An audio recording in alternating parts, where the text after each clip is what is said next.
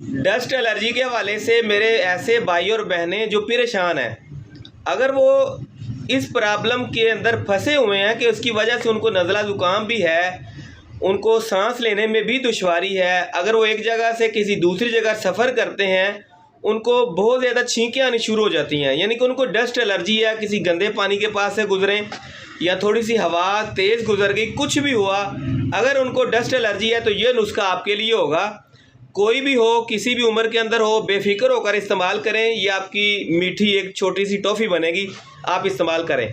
शहद लेंगे आप आधा कप, अदरक का पानी 1 चम्मच, कलौंजी 1 चुटकी, दारचीनी 1 चुटकी और पुदीने के पत्ते 1 चम्मच सूखे खुश्क, हल्दी की 1 चुटकी, यानी कि कलौंजी का भी आपने पाउडर लेना है, दारचीनी का भी पाउडर लेना है। तमाम चीज़ों को मिक्स कर लें और शहद को हल्का सा गर्म करें, बहुत ज़्यादा गर्म नहीं करना, बस हल्का हल्का गाढ़ा सा हो। उसके अंदर तमाम चीज़ों को डाल दें और आप किसी भी वाइट पेपर को बिछाकर उसके ऊपर थोड़ा थोड़ा ये जो आपकी दवाई तैयार हुई है इसको डाल दें। 12-14 घंटे के बाद खुश्क होकर ये आपकी टॉफ़ी बन जाएगी। जब भी ज़रूरत हो इस्तेमाल करें, आपको अंग्रेज़ी दवाई की ज़रूरत नहीं होगी।